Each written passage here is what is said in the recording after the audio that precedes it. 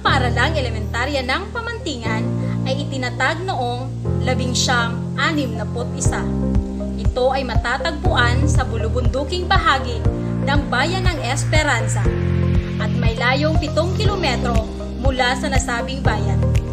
Ito ay may lawak na 1 hektarya at 400 kilometro kwadrado. Noong taong 1974, ang paaralan ay inabandona dahil sa kaguluhang dulot ng mga makakaliwang grupo at muling binuksan noong taong 2001. Sa kasalukuyan, ang paaralang elementarya ng Pamantingan ay may 7 guro, 1 gurong namamahala na patuloy na magbibigay ng dekalidad na edukasyon sa 122 mag-aaral. Lahat ay sama-samang hinaharap ang hamon ng pandemya, sumusulong para sa dekalidad na edukasyon. Dahil dito, aming masasabi, ang mga bata sa Pamantingan ES ay the best.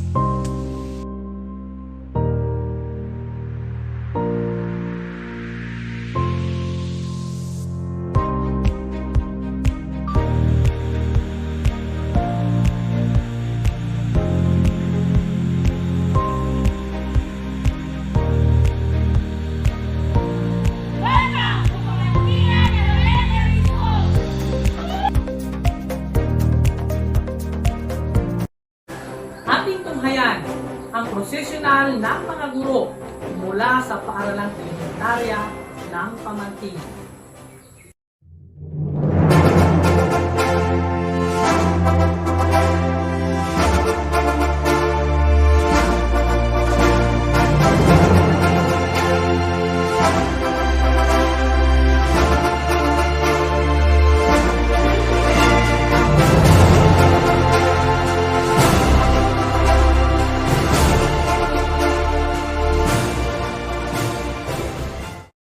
Mga mag-aaral mula sa kindergarten, Antonio Jan Paul V. Baraka Neil Jr. G.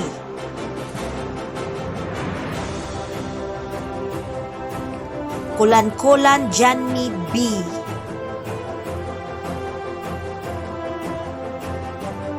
Dimantukay Raymark B. Ellie Mark Verhel R.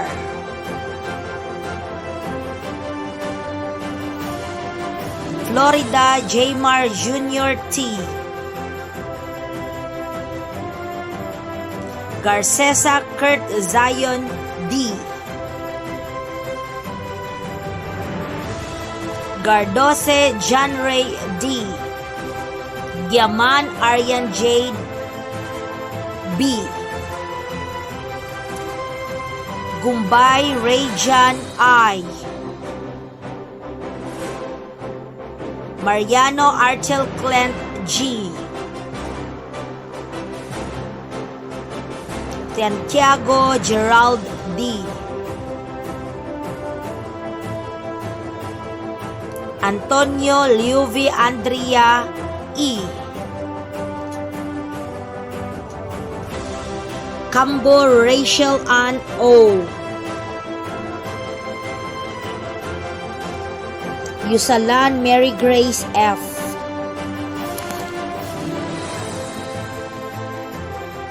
Yusalan Mary Joy F. Hiliaduga Juliana G.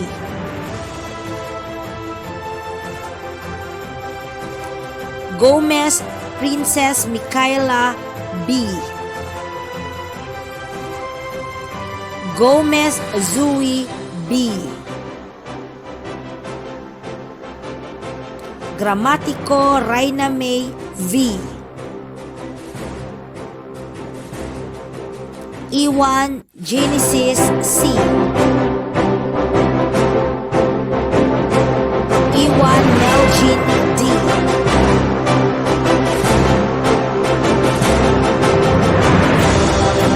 Minto Ellie Shane D.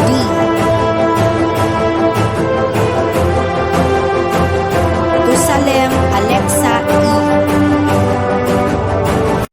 Mabuhay! Mapagpalang araw po sa ating lahat. Ako po si Ginoong Kevin Hardy Tawa. Malugod po namin ikinakabatid na ang kahalagahan ng edukasyon sa gitna ng pandemya ay isang malaking hamon na ating dapat tagumpayan. Ngayon, ating ipinagdiriwang ang ikasampung paglilipat antas ng kindergarten taong panuruan 2020-2021 na may tema kalidad na edukasyon lalong matatagin sa gitna. Sa pagsisimula ng palatuntunan, atin po bigyang hukay ang pag-awit ng ating pambansaan pagupang hinirang at susundan ito ng panalangin, pag-awit ng himno ng relihiyon at heartside ng Sultan Kudarat.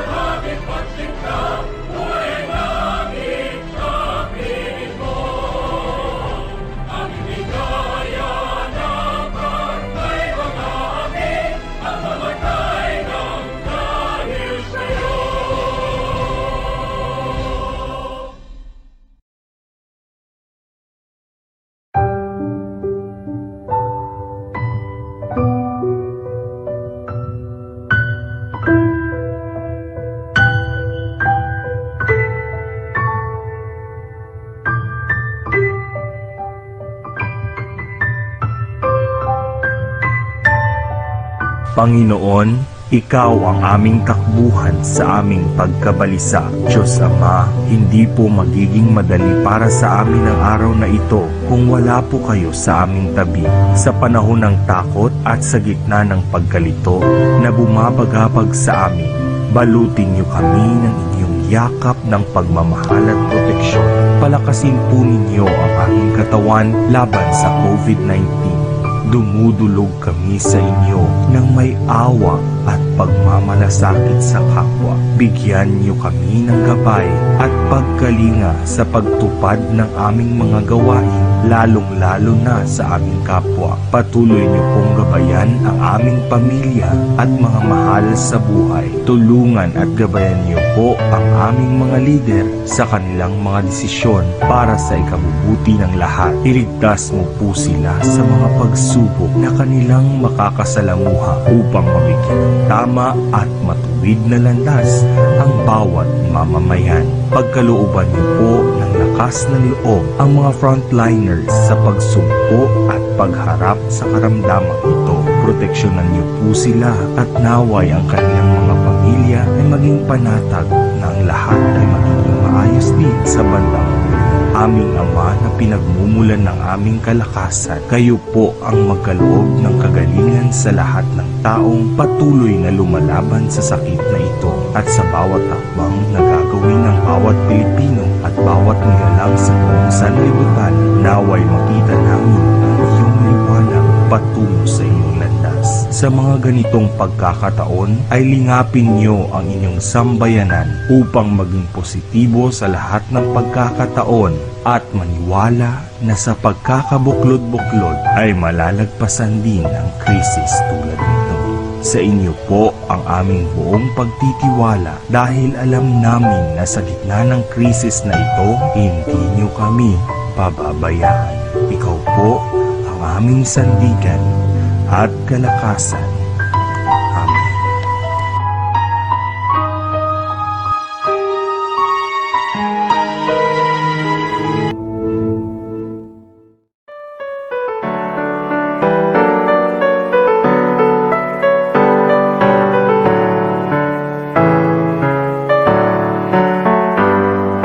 Inubog mo kami mula sa kawalan, binigyan mo ng buhay at karangalan. Dati ay sinakop ka ng iba't ibang dayuhan, ngunit sa taglay mong lakas, hindi patatalo kanino man.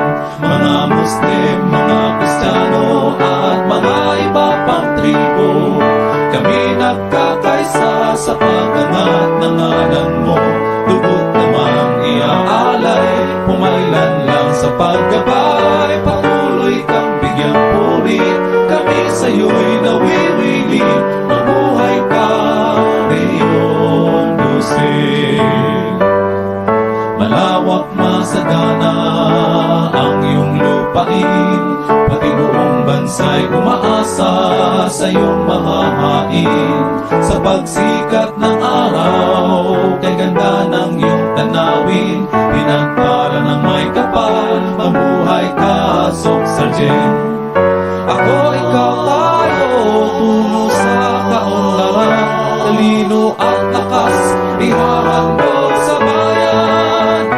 Mga Muslim, mga Kristiyano at mga iba pang tribo, kami nagkakaisa sa pag-angat ng ngalan mo. Dugot naman iaalay, pumailan lang sa paggabay. Patuloy kang bigyang puri, kami sa'yo'y nawiwili. Mabuhay ka, Reyong Dulce.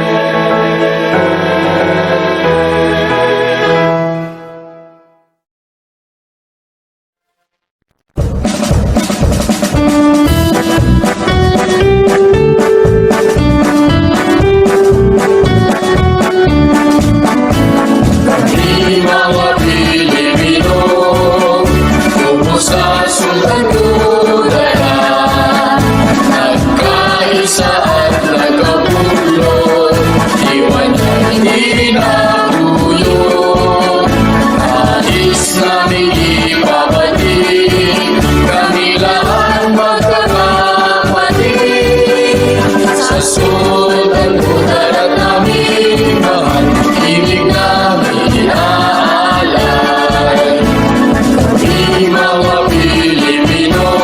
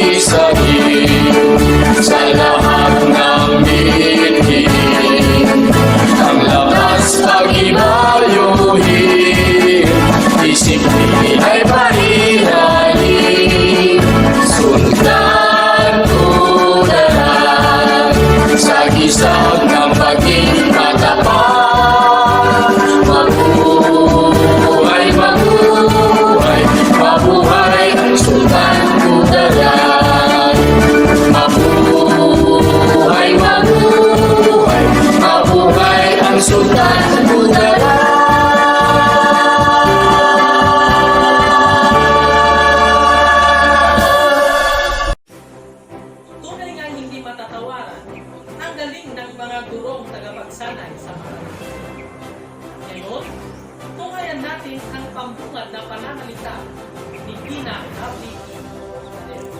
Tulong po. Ang school year 2020-2021 ay sadyang napakahirap para sa ating lahat. Lahat tayo ay nagsusumikap upang malampasan ang pagsubok ng pandemya. Ngunit dahil sa magaling na pamumuno ng ating mahal na kalihim, Secretary Leonor Magtulis Briones, heto tayo ngayon at ating isasagawa ang ating 10th Moving Up and 19th Graduation Rites. Mga mahal na mga magsisipagtapos, gusto kong malaman yon ang ginagawa ninyo ay nakakamangha. Kayo ay nagiging matatag sa gitna ng pandemya. Naging masigasig kayo sa pag-aaral ng inyong mga modules at mga activity sheets. Kaya tayo ay naririto ngayon dahil na rin sa inyong pagpupunyagi.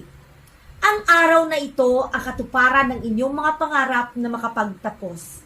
Sa loob ng maraming taon, ang paaralang elementarya ng Pamantingan ay nagsusumikap upang maibigay ang dekalidad na edukasyon sa mga mag-aaral. Ang mga guro, mga magulang at mga stakeholders ay sama-sama upang mapaganda at maging conducive ang paaralan para sa pag-aaral ng mga bata kahit ngayon sa panahon ng pandemya. Tandaan mga bata na ang pandemyang ito ay pagsubok lamang. Sinusubok tayo upang maging matatag at mapagpunyagi upang malampasan natin ito. Kaya ipagpatuloy nyo lamang inyong mga magagandang gawain. Magsumikap upang maabot ang inyong mga pangarap. Manalig tayo at magpasalamat sa araw-araw. Sa muli, welcome sa ating 10th Moving Up at 19th Closing Exercises. Again, congratulations, always keep safe, and God bless. Ating namang papagla ang mensahe mula sa ating kalihim na edukasyon.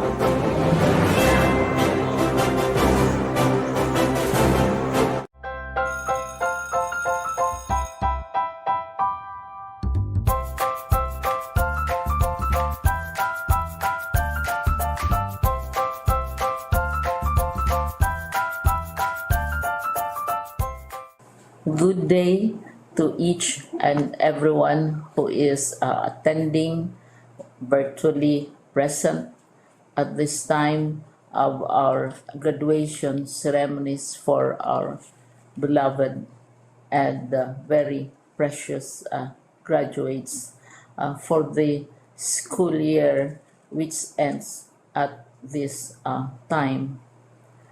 First of all, I'd like to greet the parents and family members without whose sacrifices, whose reminders, and whose participation in the learning process for our graduates have resulted in this culmination program. This year, your role has changed drastically, where we've always believed that the matter of educating our children rests nearly exclusively on our teachers and our staff.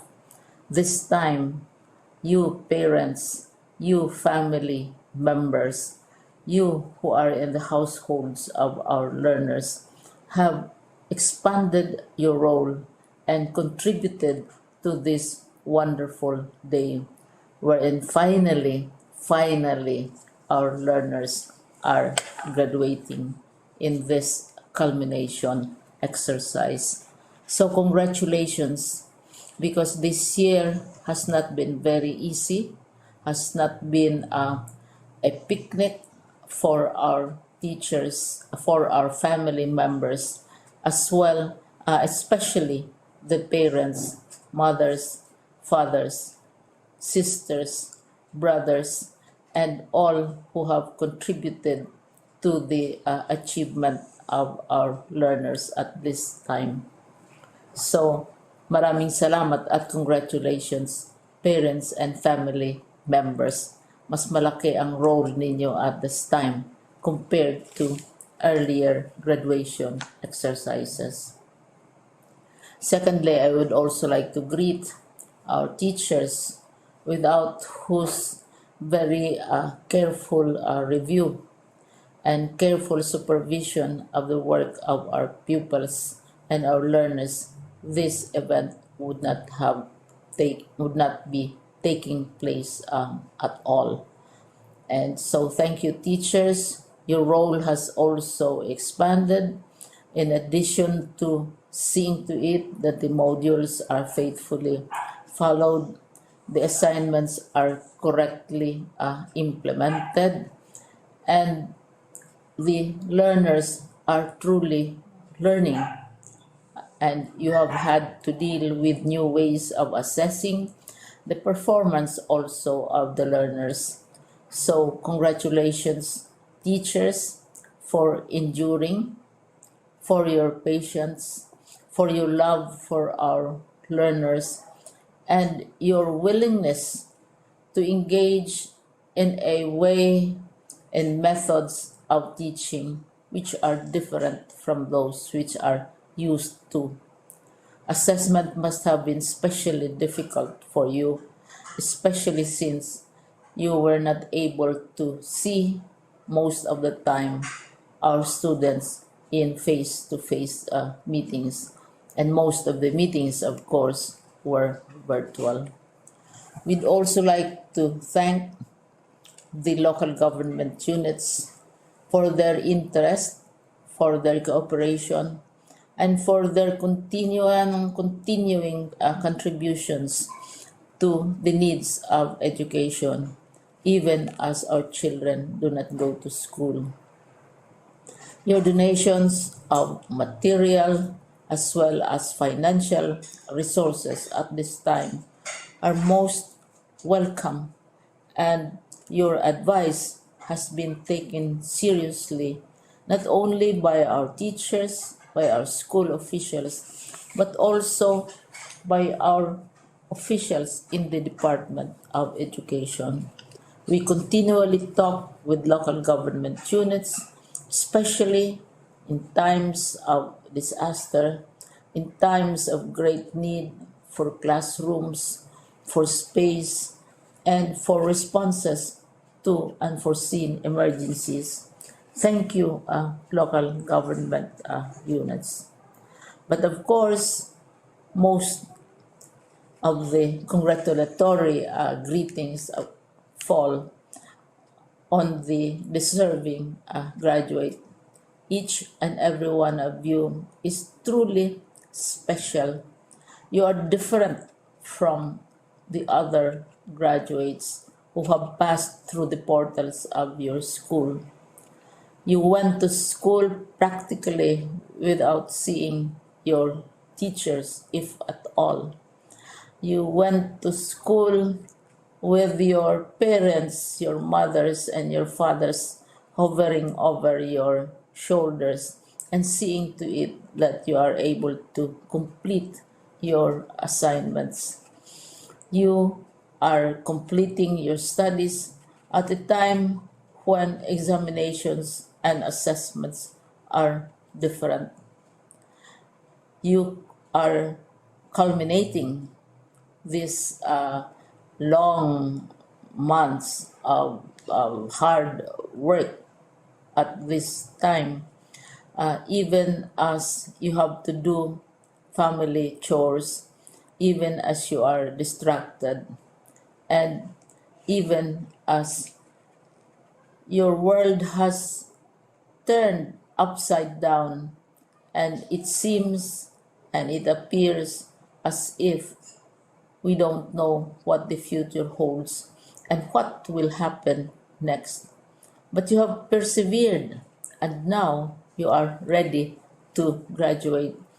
And therefore, you deserve each and every bit of congratulations from us in the Department of Education, from your parents and family members, your teachers, from the officials in local government, as well as in the parent teachers associations.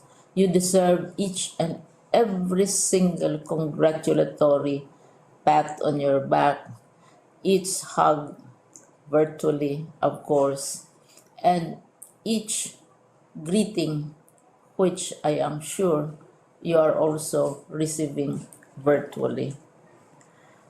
I don't know if you will remember this event many, many years from now. I have tried to recall myself who our graduation speaker was when I finished high school and when I finished my college studies.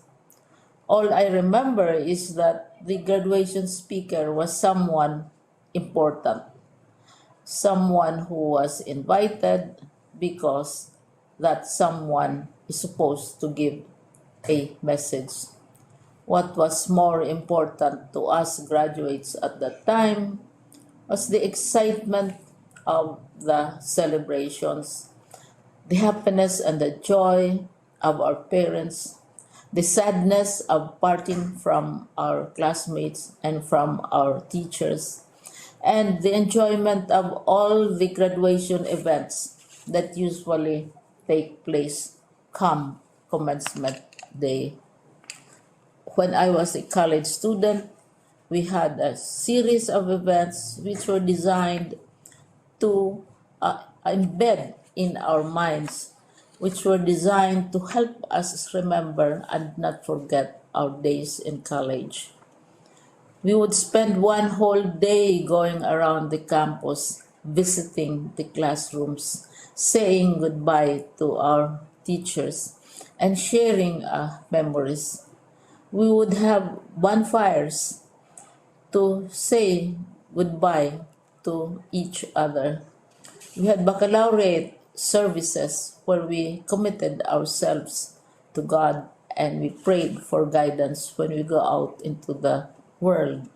So many celebrations, and the speaker, of course, is the least important and easily forgotten component of the graduation exercise. Nonetheless, I will exert all efforts to share with you what I see are things or issues which a graduate should remember and recall. I have said that you are very special. You are very different. You are pioneering. There has been no other class like your class. There has been no other graduate like you as a graduating student because you are the very first graduate of the blended learning response to education in the Philippines. And so you ask yourself, what awaits you in the world outside? You can either work because the kind of curriculum you survived and underwent as a student will enable you to go to work if you wish to go to work. Some of you will proceed to further studies, and this would be a wonderful thing because there are many opportunities for further expanding your knowledge, for further answering and looking for explanations of issues, events that make you curious, especially in science, in technology, and also in the arts. So you can work, you can go to further studies, and perhaps some of you will settle down, hopefully not too soon, so you can pursue what you really want to do. So today, this is why we call this exercise a commencement exercise. It's not the end of our studies. It's not the end of all our efforts with blended learning, with modules, with floods, with earthquakes, and of course with COVID. It's a commencement of doors opening to you. More doors will be opened because you are a graduate. You can work, you can proceed for further studies, you can help your parents, and you can perhaps look for opportunities to do what you have always wanted to do, whether at work, whether at advanced studies, whether at learning more in science and technology, in mathematics, and in the arts. All of these opportunities are available to you. More doors are being opened. I hope you will select the door which arouses your curiosity, the door which will help you know more about this world, and the door which will allow you to contribute to the development of our country and contribute whatever we can to solve our problems and our challenges. Congratulations once more to each and every one of you. Congratulations to you, parents and family members. Congratulations to you, teachers. When I was chair of the board of Silliman University, each time we had graduation ceremonies, during the baccalaureate and during commencement itself, I would cry. I would cry because you are sending out into the world a new batch of graduates, and we want to be sure that what is awaiting them is appropriate. We want to be sure that they are ready for what awaits them when they select which door to open. And so, we tell you, go out to the world, do whatever you want to do. God be with you, and be assured that all of us love each and every one of you. Congratulations.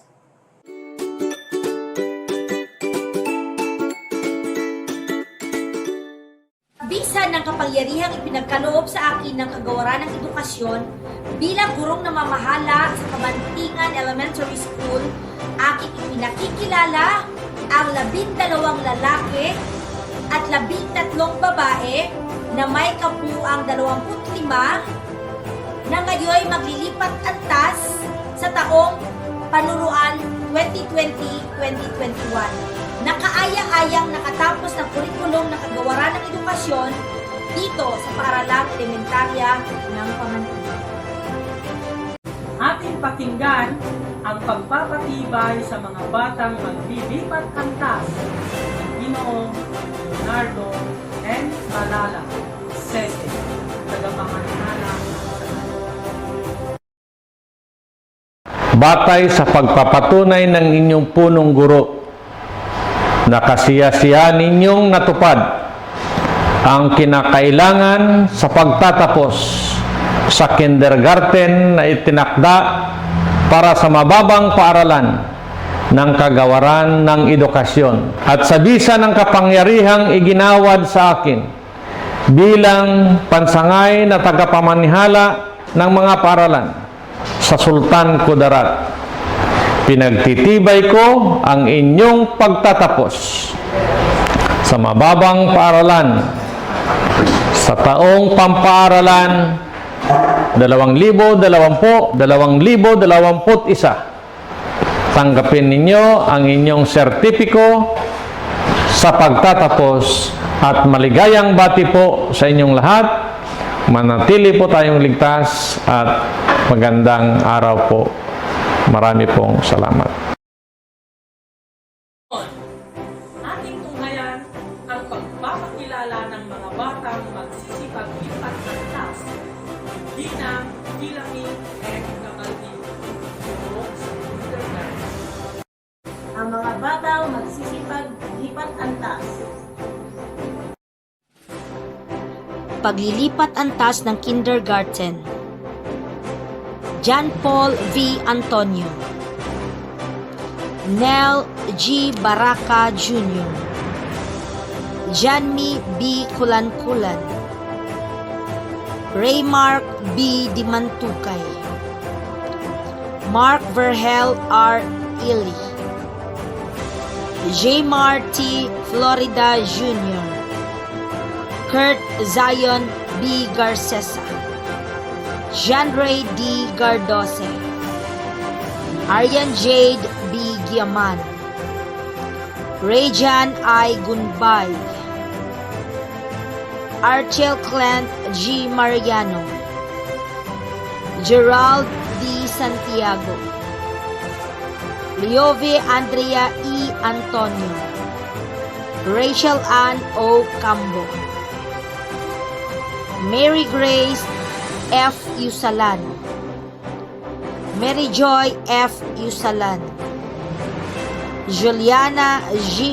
Hiliaduga, Princess Micaela B. Gomez, Zoe B. Gomez, Raina May V. Gramatico, Janices C. Iwan,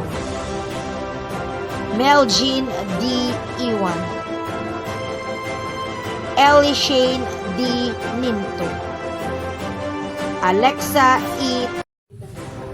At ngayon ay inaanyayahan namin kayong panoorin, pakinggan at isapuso ang mensahe ni Dr. Carlito Locafort, Regional Director, Sir Leonardo F. Malala, tagapamahala ng Sakay, Attorney Larry B. Pinan, kawaksi ng tagapamahala ng Sakay.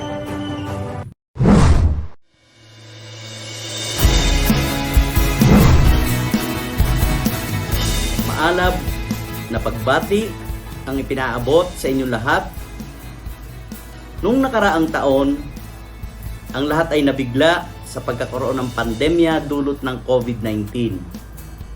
Walang sino man ang nakapaghanda na mangyayari ito sa atin.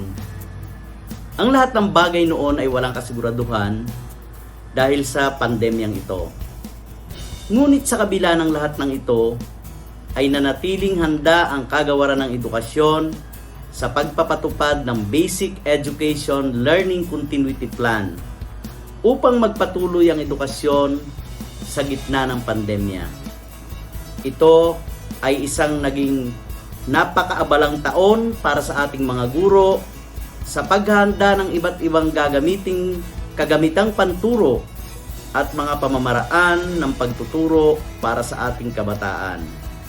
Naging bukang bibig ng lahat ang distance learning na naging sentro sa pamamaraan upang maihatid ang edukasyon para sa ating mga kabataan. Sa mga ganitong pagkakataon, ang pagkakaroon ng mabuting pananaw at pagtutulungan ang siya lamang makakatulong upang malampasan natin ang pagsubok na ito. Kaya naman, ngayong araw na ito, ay aking pinasasalamatan ang ating mga guro, mga pinuno ng paaralan, mga supervisor, at mga Assistant Schools Division Superintendents, Schools Division Superintendents ng 8 sangay dito sa DepEd Soc-Sargen sa patuloy na pagsisikap upang magawa ang kanilang mga tungkulin para sa pagpapatupad ng edukasyon in the new normal. Ang hindi matatawarang suporta ng mga stakeholders ang siyang nagpapalakas ng ating loob sa pagbibigay ng dekalidad na edukasyon para sa lahat. At ngayon ngang araw na ito ay ating ipinagdiriwang ang pagtatapos ng mga batang naririto ngayon. Ito ay isa lamang patunay ng tagumpay ng kagawaran ng edukasyon sa patuloy na pagbibigay ng dekalidad na edukasyon sa pamumuno ng ating kalihim Leonor Magtolis Briones. Sa mga bumubuo ng Class 2021, my warmest congratulations. Ang nakaraang taong panuruan ay nagbigay sa inyo ng kakaibang pagsubok at karanasan. Alam kong hindi ang ganitong klaseng pagtatapos ang inyong pinapangarap at ang inyong karanasang ito sa gitna ng pandemya ay nagbigay sa inyo ng kahandaan ng katatagan sa pagharap sa mga hamon sa buhay. Hayaan ninyong ang ganitong uri ng pagtatapos ay maging inspirasyon ng bawat isa na sa gitna ng anumang krisis ay palaging mayroong mga tao na nakahandang tumulong sa inyo at maging daan para sa patuloy ninyong pagtatagumpay. Ngayong natapos na ninyo lahat ng academic requirements, ay madideklara na kayong mga graduates ng inyong mga paaralan. Ito ay hindi lamang inyong tagumpay, kung hindi tagumpay din ng inyong paaralan, ng komunidad at ng buong sambayanan. Sa inyong patuloy na pag-abot ng inyong pangarap at tagumpay, kayo ay inaasahang patuloy na makikisa sa ating kagawaran, sa ating rehiyon ng Socsargen upang maipagpatuloy ang ating misyon na nakasaad sa tema ng ating pagdiriwang ngayong Graduation 2021 na kalidad ng edukasyon lalong patatagin sa gitna ng pandemya sa pamamagitan ng pagbabahagi ng inyong mga karanasan noong school year 2020-2021. Muli, maligayang pagbati sa inyong pagtatapos. Mabuhay kayong lahat. Mabuhay ang mga kabataang Pilipino. Congratulations everyone.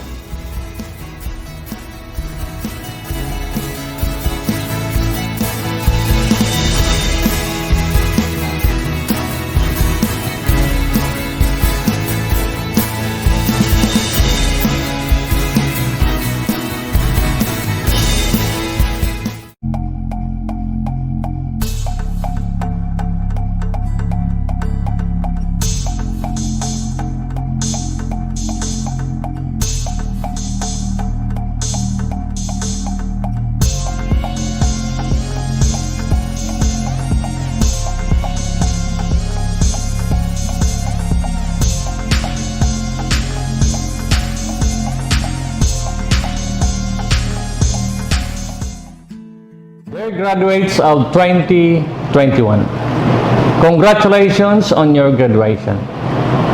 Yours is a graduation like no other that the world has ever known. Because of the unprecedented crisis we are currently experiencing, the COVID-19 pandemic.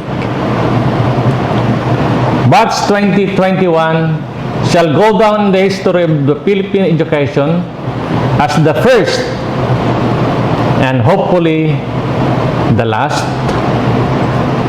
batch to graduate whose academic year was purely done through distance learning with no face-to-face classes. Let us therefore celebrate this milestone in your academic and educational pursuit in a unique way, virtual and yet personal. Truly, this health crisis we are experiencing now is something dreadful, and we wish and pray for it to be over.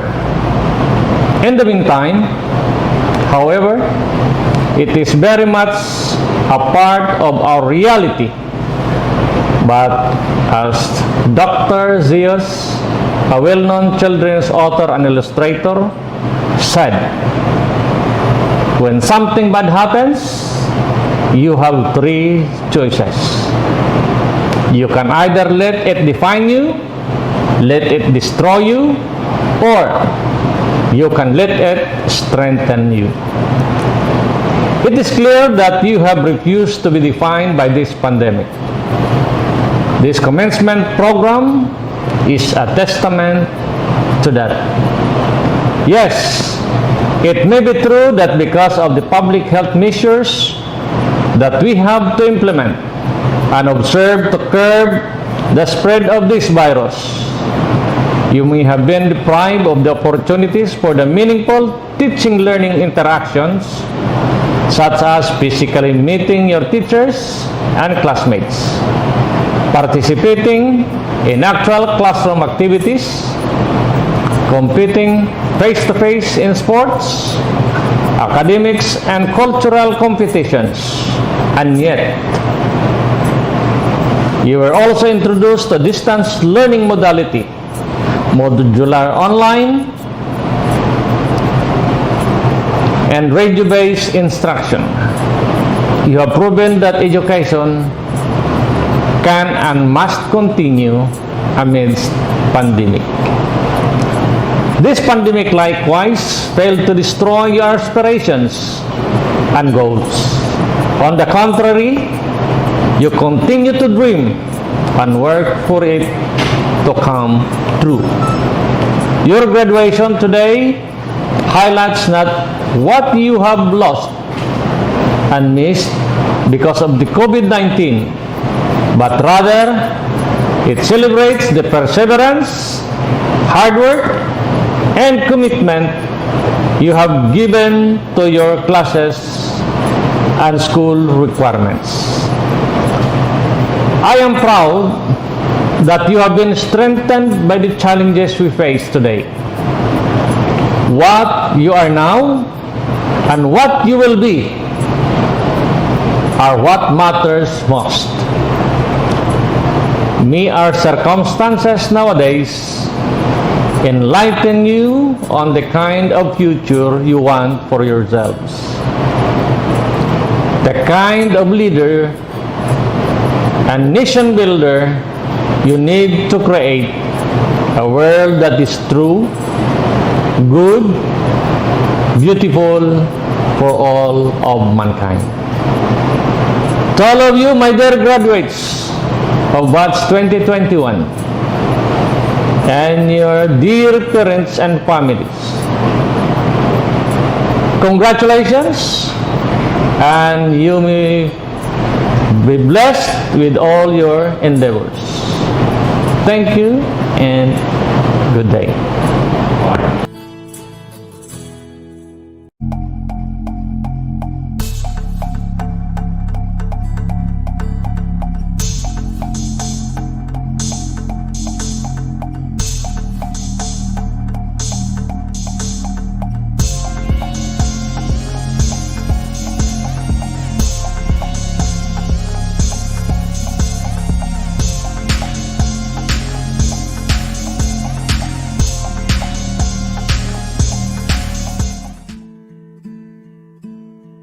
To the graduates of Batch 2021, congratulations!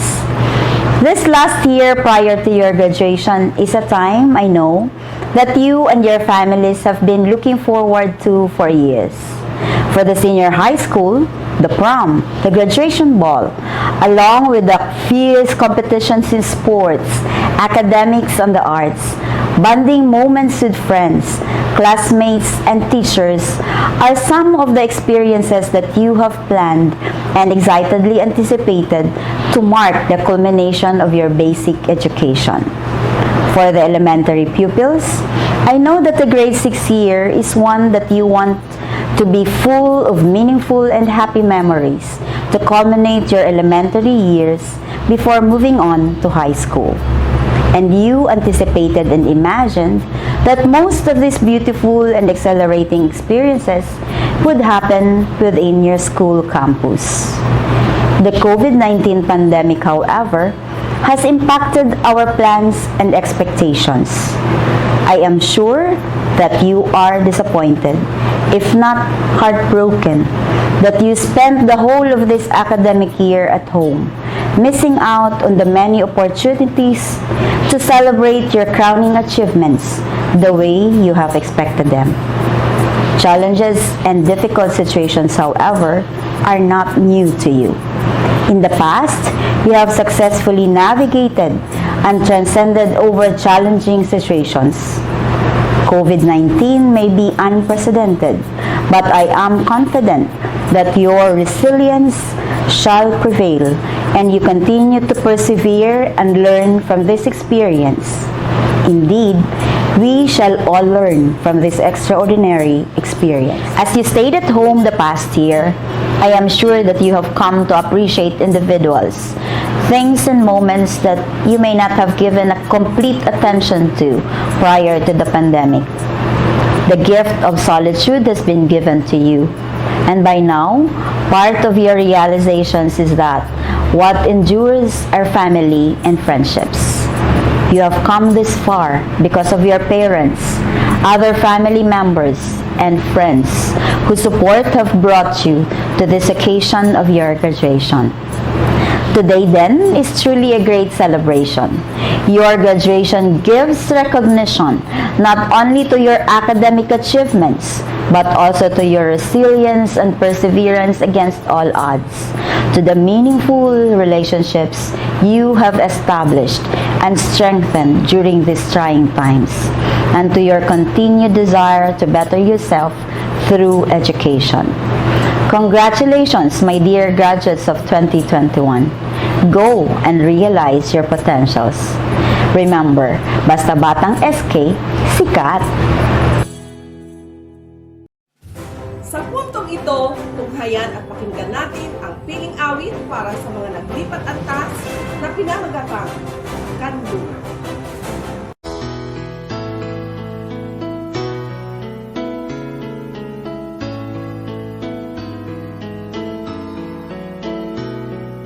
Panapanahon ng pagkakataon, may babalik bang kahapon?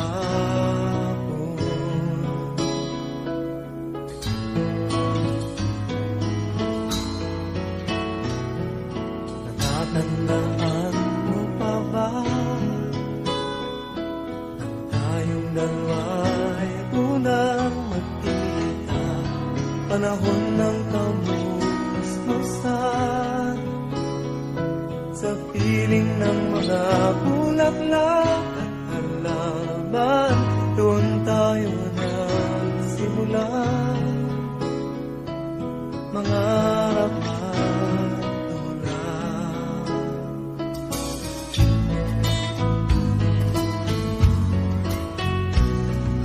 Natatandaan mo pa ba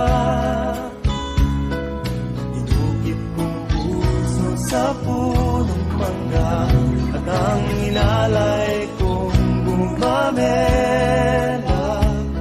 magkahawak kamay sa dalampasigan, malayang tulad ng mga ibon, ang gunita ng ating kahapon. Ang mga puno't halaman ay kabiyak ng ating gunita, sa paglipas ng panahon. Bakit kailangan ding lumisan? Panapanahon ng pagkakataon, may babalik bang kahapon?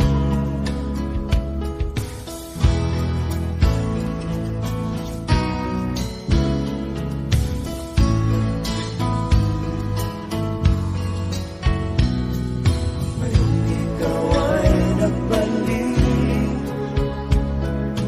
tulad ko rin ang iyong pananabik, makita ang dating kanlungan, tahanan ng ating tulak at pangarap, ngayon ay naglaho na.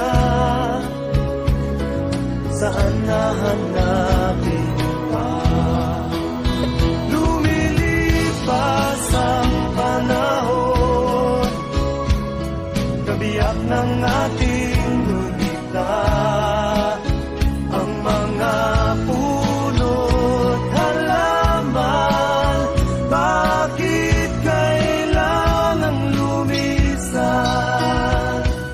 Panapanahon ng pagkakataon, may babalik bang kahapon?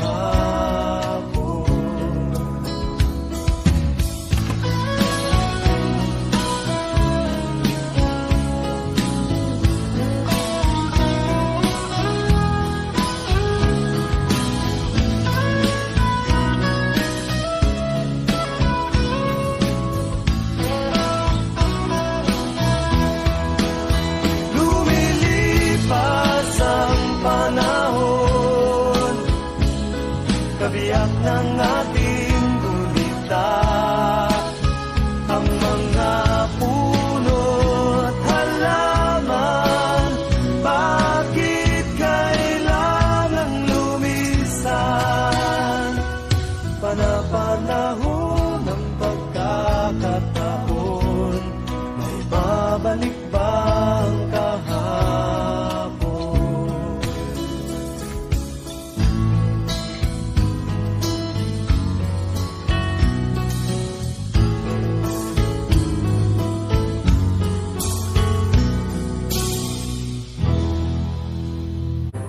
At ngayon, ating pakinggan ang pangwakas na pananalita ni Ina Lovely D. Abortanet, Kurong ng Amahan. Isang mapagpalang umaga po sa ating lahat. Wika nga ni Ginoong Nelson Mandela, edukasyon ang ating magiging sandata upang baguhin ang mundo.